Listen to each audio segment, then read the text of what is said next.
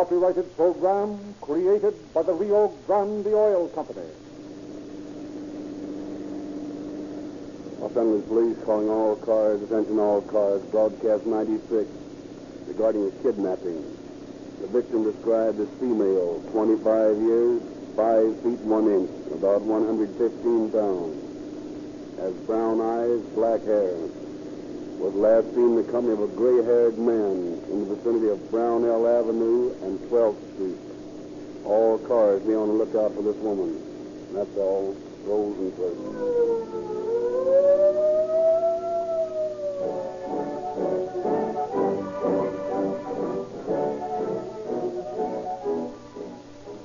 Boys, girls, listen to this. Those shots came from the official junior police pistol, and that siren shriek came from the official junior police siren whistle.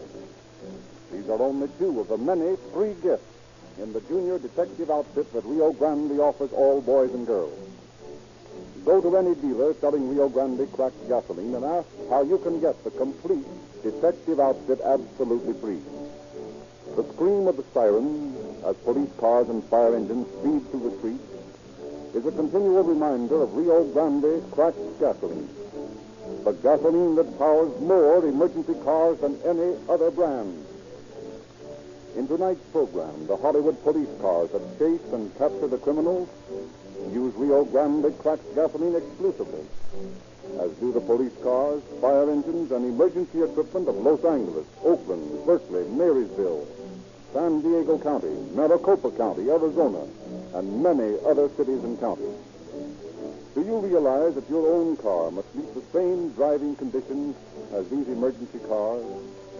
You often crawl along like a snail in traffic. Then, at a signal, you tramp on the throttle. Then, when you want acceleration, speed, instantly. The emergency cars have proved that Rio Grande cracked gives faster acceleration, gains speed, seconds sooner than other gasoline. Why don't you, too, enjoy police car performance in your car?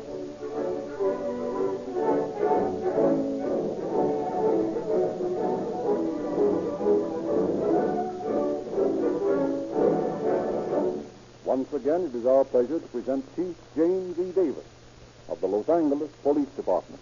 Chief Davis. Good evening, friends.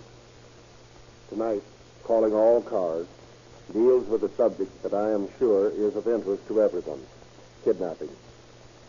Of all the various types of crimes that we have to deal with, kidnapping is perhaps the most difficult, because one false move on our part and we have a murder on our hands instead of kidnapping. To the layman who reads the details in the daily papers, the work of running down and capturing kidnappers probably sounds thrilling. But to the officers, it is a matter of long, patient elimination. Months may go by with no single clue as to the identity of the suspects. Months in which, to the outside public, it seems the case is forgotten. But during these months, the investigation never stops.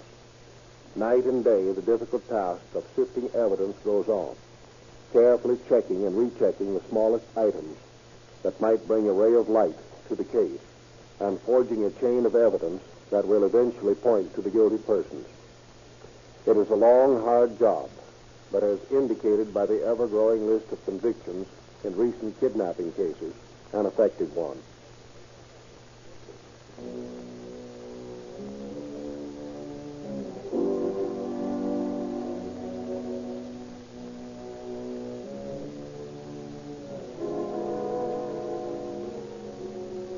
It is a cold evening in January 1921. Inside a small house on Brownell Street in Hollywood, the crackling flames of a wood fire strike a cheery note. In the dining room, Mrs. Margaret Worth and a woman neighbor are busily setting the table for the family's dinner. There. The candle's in the center. Now, how does it look? It's lovely. Really lovely.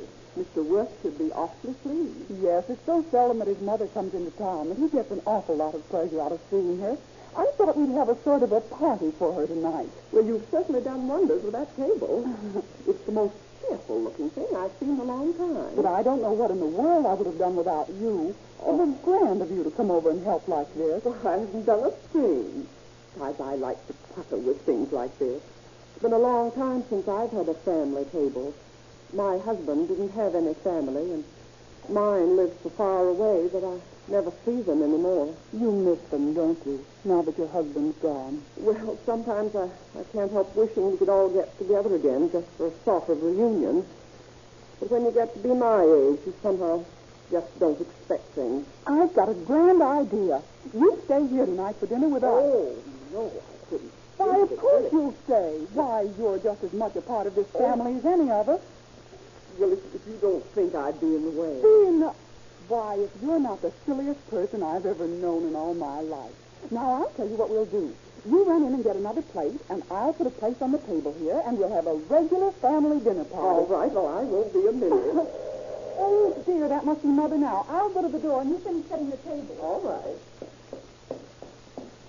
Hello, Mother. Oh, Mrs. Worth, why, yes. there's been an accident out on Santa Monica Boulevard, and I'm afraid someone in your family has been hurt. Oh, is it... An elderly woman. She asked for you. Said you were expecting her and wanted me to get in touch with you. Oh, how terrible. Is she hurt badly? I don't really know, Mrs. Worth. She asked that you come right out to her. I got my car here. I'd be glad to take you there. Oh, that's awfully good of you. Will you come in a moment? I'll get my coat. That's all right. I'll wait here for you. All right, I'll only be a minute. Oh, Mrs. Norton. Mrs. Norton. Yes? I'm afraid something terrible's happened. I'll have to go out to Santa Monica right away. Mother's been in an automobile accident and needs me. Will you bring me my coat? And I'm afraid I'll have to ask you to look after the baby.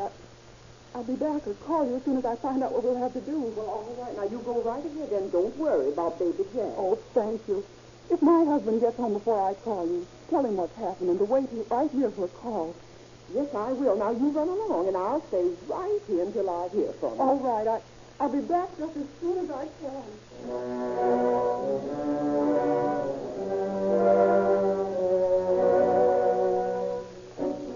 But lovely Margaret Worth is not destined to be back home as soon as she thought. An hour after she has left, her husband returns to the house where he learned from Mrs. Norton of the tragic accident. Worried, he waits nearly an hour for a phone call. And then, learning from Mrs. Norton that the scene of the accident was on Santa Monica Boulevard, he starts out in his car, hoping to find his wife and his mother, or at least learn their whereabouts. Arriving at the approximate scene of the accident, the frantic husband inquires from proprietors of small gas stations and fruit stands. But no one has heard of a crash. Worried to the breaking point, Mr. Worth finally comes to the horrible conclusion that his wife has disappeared. A phone call to his home verifies his suspicion when he learns that his mother has arrived and is at the house and says there is no truth in the accident story. Margaret Worth has disappeared from the face of the earth. Realizing that the first step is to notify the police, Mr. Worth drives to police headquarters and tells his story to Detective Lieutenants Louis Oak and Ed King. I can't think of any reason for a thing like this. The usual reason for kidnapping is money, Mr. Worth. Oh, I know that, of course, but it seems incredible to me that a full-grown woman could be taken right out of her own home and spirited away. I just can't understand it. Did this neighbor of yours see the man that called for Mrs. Worth? Not well. She said that she was so upset by the news that she really didn't pay any attention to him. Well, Louis, that leaves us with practically nothing to go on. Strikes me that the person that did this must have been pretty well acquainted with the movements of your family, Mr. Worth. Why? What do you mean? Well, in the first place, he must have known that your mother was coming to dinner with you on this particular night. And he must have known that she'd be driving in from out of town. Oh, that's right. Do you have any ideas as to who might be aware of these things, Mr. Worth? Someone who might want to hurt you? No, I can't think of a person. No one. Wait a minute. What is it? There was a former partner of mine. I don't suppose it has anything to do with this thing, but as I was driving here, I saw him in a car with my secretary. Secretary that works for you now? Yes. Is the secretary familiar with your home life? That is, would she know about your social appointments? She handles all my social affairs as well as my business appointments. Oh, looks as though we might have hit on something mighty important, Louis. Now, Mr. Worth, can you give us a little information about this former partner? Oh, of course. Anything that'll help get Margaret back. Oh, what's his name? George Feldman. And how long has it been since you were in business with him? Oh, it's been nearly 2 years since we parted. Any reason to think this Feldman might want to hurt you? Did he have a grudge against you? Well, we weren't exactly what you'd call friends when we parted, but I have no real reason to believe he'd want to do anything like this. Have you had any dealings with him lately? No, I haven't seen the man more than twice in the last year. This evening's the first time in at least 2 months. Now, about this secretary of yours, Mr. Worth. Have you ever seen her with Feldman before? Well, not that I remember, no. You're positive it was your secretary you saw tonight? Oh, absolutely. There could be no mistaking it. Did she see you? Well, I don't see how she could have. Good. Ed, I think we'd better call Nick Harris and have him put a couple of operatives on the secretary and Feldman. Yeah. Meantime, it's absolutely necessary that we keep this news in the papers. You, Mr. Worth, had better go home and wait for a communication from the kidnappers. And don't mention this to anyone. Tell the woman that's staying with your child that she's not to breathe a word of this. In kidnapping, the most important thing is to let the criminals think you're carrying out their wishes to the letter.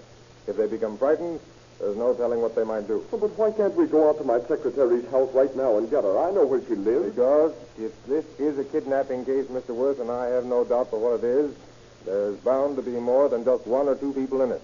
And getting one of the gang will do us no good and only serve to warn the leaders that we're onto them. In that case, I wouldn't care to guess as to your wife's safety. Oh, I suppose you know best, Lieutenant, but we've got to get her back. We've just got to get her back.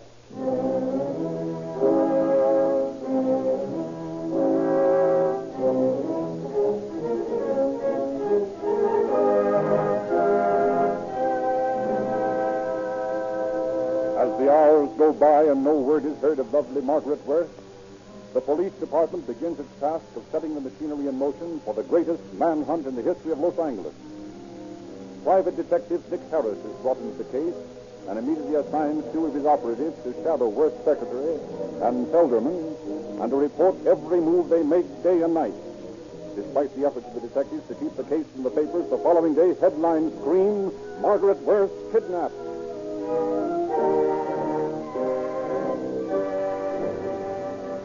And then, late the following afternoon, a nervous young man appears at the detective headquarters and asks for the man in charge of the investigation.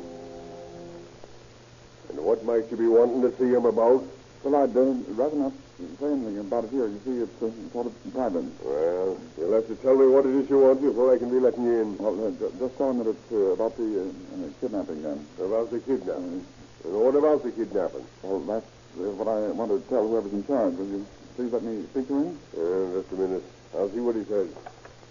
Hello, Lieutenant. There's a young fellow out here that says he wants to see you about that kidnapping case. He won't tell me. Yes, sir. Right away, sir. Now, you can go in on that hallway there in the second door on your left. Thank you.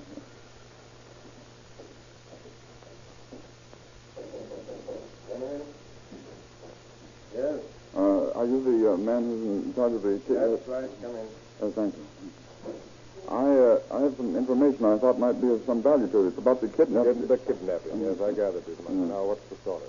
Well, this afternoon I was riding on a streetcar on Eldora Street, and I thought behind Boyle Heights, just 2 blocks. I know where it is. Go ahead. Well, I was riding on a streetcar, and as I didn't have anything to do, I was just looking out the window, watching the cars they went by. Yes, and? Well, I noticed a dilapidated old car parked on the side of the road, and what appeared at first to be a bundle in the back seat. The car was on the stop alongside of it for a passenger, and I got a better look. And suddenly I saw a hand and an arm reach out of the bundle. What? A hand and arm reached out of the bundle.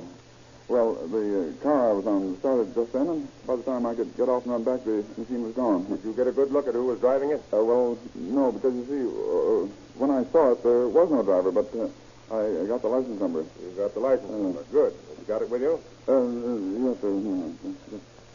That's here. Fine. Now, sit down a moment, Mr. Willows. Mr. Willows. I'll call the motor vehicle department and see who this license is registered to. Hello, operator. Get the motor vehicle department right away, will you? And find out who has license L32411. Call me back. Thanks. How big was this bundle, Mr. Willows? Would you say it was big enough to hide a full-grown person? Well, Because I didn't get too good a look at it, but it might have been that big, although I don't know. I see. You say there was no driver there. Did you see anyone else around the car? Well, yes, as a matter of fact, there was a man standing on the curb. He seemed to be waiting for someone. I don't know whether he had anything to do with the car. Yes, well, we'll just have to... there's the call now. Hello? Yeah? I see. What? So that's it. I see. Well, thanks a lot. Yeah, it's funny. It's very funny. All right. Thanks a lot, anyway. Goodbye. Oh, is it something? Oh, yes, it's something. I'm afraid, Mr. Willers, that your suspicions were a little off. Oh? A 7-pound boy was born in the back of the dilapidated automobile you saw this afternoon. Both mother and child are doing fine. Oh.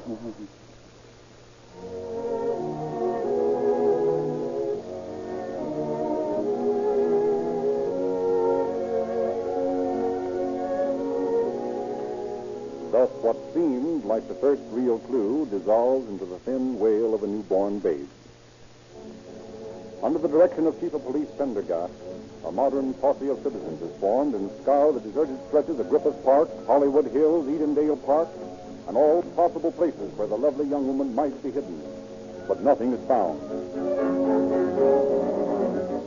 Then, on the second day after the kidnapping, the frantic husband calls Detectives Oakes and King, tells them to come to his house at once. Arriving there, the officers find Mr. Worth waiting for them and apparently highly excited. I've heard from them. What? A special delivery letter. I have it right here. Let me see it.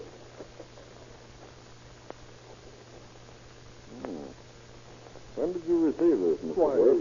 just before I called you. Naturally, the first thing I did was to get in touch with you. Well, that's conclusively that your wife has been kidnapped. That at least is something. Well, what's it say, Ed? It says, by the time you receive this, you will have notified the police. But that will do you no good, as your wife is in a safe place where she will be kept until you have left $20,000 next Saturday evening at a place you will be told of later. That's all there is. But there's another note. It was inside the main envelope. Another note? From Margaret, my wife. Well, what does it say? That if I don't come and get her soon, she'll go crazy. Sure it's from her, Mr. Worth? Oh, positive. It's in her handwriting. I'm sure of it. I'm going out and get the money right away and get her. Wait a minute, Mr. Worth. Your wife is safe at the moment. We know that because they're waiting for the money. There's no guarantee of what they'll do when they get the money. You have no guarantee of her safety after you pay the money. But I've got to do something. I'll go crazy waiting here and not knowing what those fiends are doing to Margaret. I know it's hard for you, Mr. Worth. The safest thing right now is to stall them until we can get a line on where they're holding your wife. Oh, but we don't know any more about it now than we did when she was taken. How do you know we'll ever find her? Well, we can't be sure of anything yet. But it stands to reason that nothing will happen to her as long as they think you're playing the game with them. The thing for you to do is to stay right here and wait to hear from them again. As soon as you do, let us know at once and we'll plan our next move. Oh, I suppose you're right, but I can't stand this suspense much longer. I keep thinking of my wife somewhere out there, frightened, nearly crazy, and not being able to do anything more than write a note to me. Gentlemen, we've got to do something. Don't worry, Mr. Worth. We'll do something. I'm not sure just what, but we'll do something. Meanwhile, the operatives assigned by Nick Harris to follow the suspected secretary and ex-partner have not been idle. With the thoroughness and persistency of a bloodhound, every lead, no matter how minute, has been run down. And at 3:15 the following morning, in the supper room of the Vernon Country Club... Hello, operator. Give me Drexel 2746W. Yeah. Oh. Hello, Chief. This is Jones. Our people are out here at the Vernon Country Club. Yeah, sitting around drinking. Yeah. Stay with him? Okay.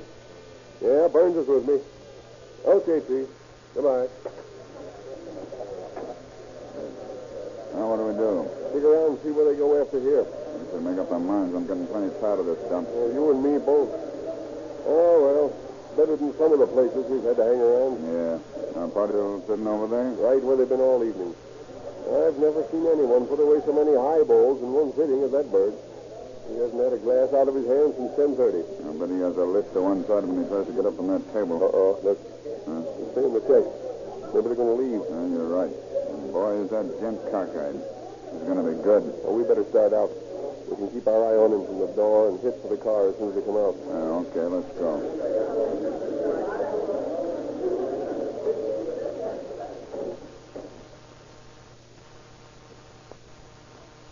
Now, where are they? Right behind us. Keep going and let's get the car. Well, I hate to think of that guy driving. He's really drunk. All the better for us. You'll never notice that we're following him. Well, there's something in that. Well, there's the car. You want to drive? Okay. Better pull out the main gate and wait for him. That way we'll be able to see him when they come out and start right behind him. Yeah.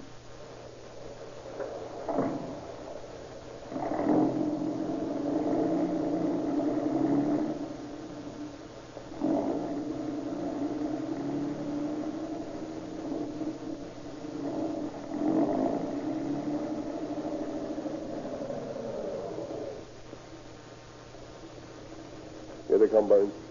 Yeah. Now they're moving. Looks like we're going to have a swell trip into town. Yeah, if they go to town. Well, here we go. Hope we can stay with them.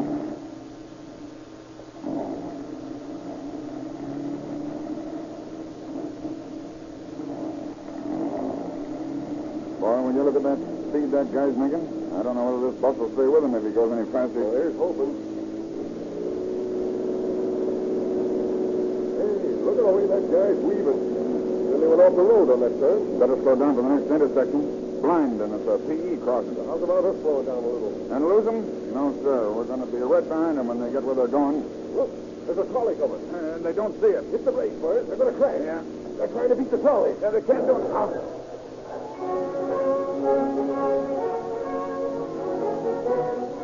Running to the scene of the crash, the two operatives find nothing less but a tangled mass of steel. In the front seat lies Helderman, the ex-partner and Worth's secretary. Human sacrifices to the gods of speed, leaving the investigation facing a blank wall. The two main suspects in the morgue. Back in the office of Detective Oak, a meeting is held to discuss the situation and make new plans. Well, what's to be done now? All things to happen, this is the worst. Both of them killed and not another clue in our hands. Well, the first thing to be done is to find out for sure whether we were right or not in our suspicions. What do you mean, Nick? And just this. If Haldeman was the guilty person, Mrs. Worth is somewhere, and whoever's with her is probably waiting for his return. When he doesn't show up, this guy is bound to get suspicious and do a little investigating.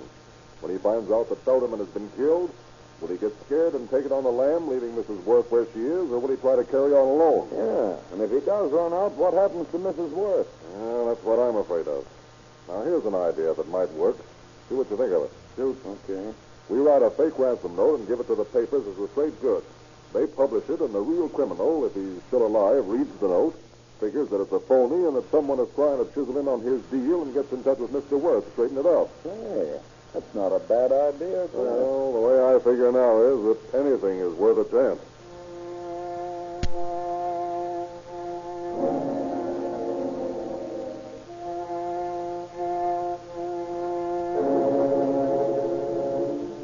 Acting on this idea, a note is phoned to the newspaper stating that Mrs. Worth is safe and that the kidnappers want $50,000 for her return. Within an hour after the time the first paper hits the newsstand, a letter arrives at the Worth home from the real kidnappers, denying that the published note is from them and offering as proof of the authenticity of their identity a chance to talk to Mrs. Worth over the phone. Back in the offices of the detectives. Well, Nick, it worked. Yeah, and it proves one thing to us. The two suspects who were killed in that crash had nothing to do with it. The men we want are alive and getting impatient. Maybe if they get impatient enough, they'll make a slip. There's always that chance. Now, here's the next move. You, Mr. Worth, stand by your phone day and night. If a call comes from them, try to stall them as long as you can without getting them suspicious. I'll arrange to have any calls made to your house piped into my office and into your father's house. We'll have men at all three places with instructions to phone me the moment anything breaks. And when it does? We have the chief operator give us the address of the place the phone call is coming from and go after them. That's where you play a very important part, Mr. Worth. The longer you can keep them talking to you, the better our chances to get them before they leave the phone.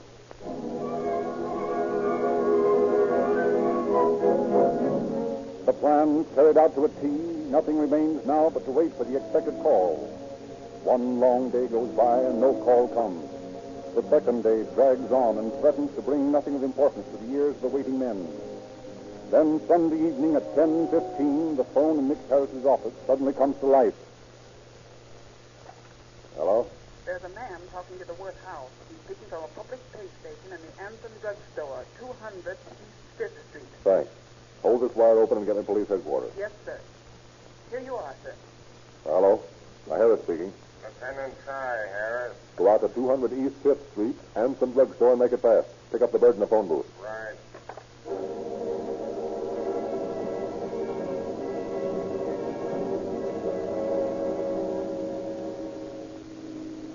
Keep it moving, Kelly. We got anywhere from 30 seconds to 2 minutes to get there. Okay, You Lieutenant. boys all set when we get there? Remember, we want this bird alive. Right job, Lieutenant. There's the drugstore. Next corner. Okay, boys.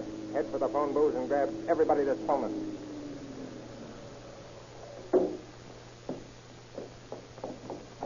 There's the only phone booth in there. Come on. There's a man in there. Goodbye, Mr. Worth. Be sure and leave half the money tonight. All right, buddy. Put up your hand. Huh? Grab me, boys. What's going on? Never mind this matter. We'll tell you all about it when we get to headquarters. Meanwhile, here's a little present for you.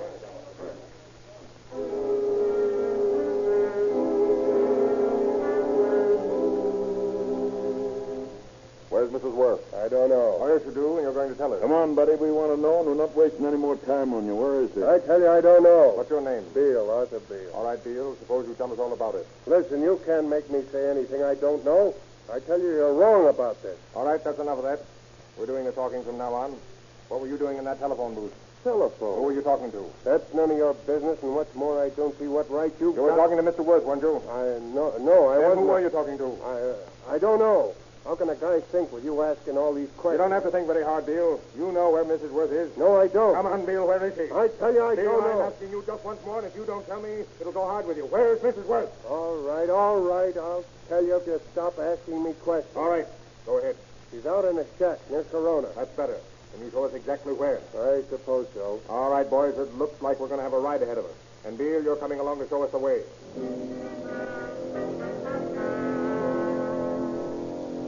Marshalling forces Detectives Oakes, Harris, King, and Mr. Worth, with their prisoner safely handcuffed to the car, starts the long trek out to the shack in Corona.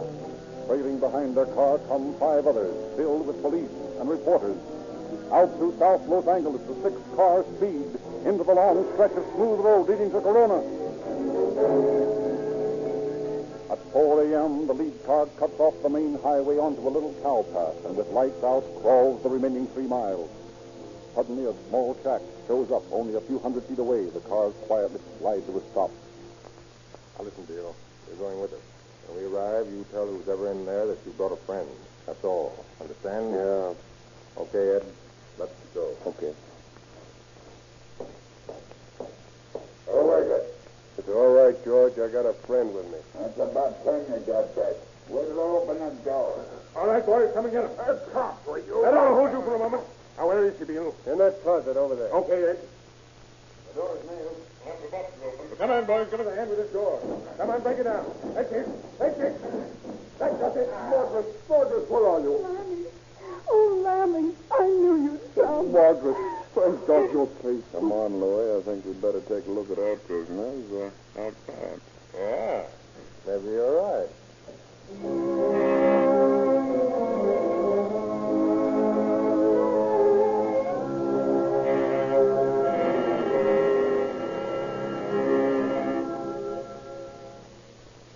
And so, through the excellent police work and cooperation from Nick Harris, Margaret Worth was returned to her husband and baby unharmed.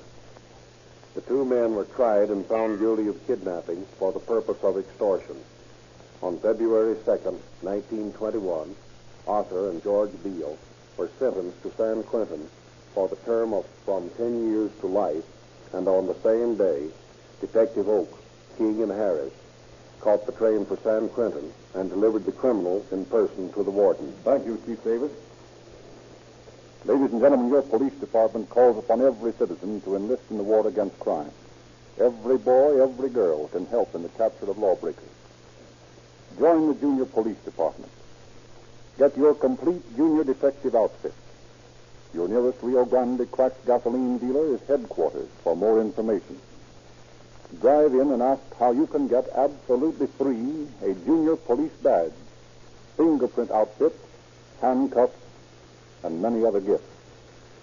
If you, Mr. Motorist, haven't yet realized the thrill of getting police car performance from your own car, then try this extraordinary Rio Grande cracked gasoline that is selected for more police cars and emergency engines than any other brand. A tank full will give you more and speedier miles than you've been getting, and you get a valuable gift for some boy or girl at no cost to you. Your Rio Grande dealer can save you money on motor oil, too. He features Sinclair canned motor oil. Only 25 cents a quart for the same Sinclair oil your Army and Navy uses.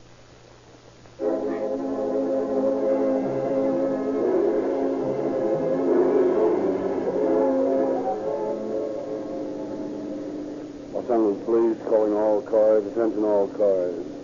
The cancellation of broadcast 96 regarding a kidnapping. Suspects in this case are now in custody. That's all. Roll the tape.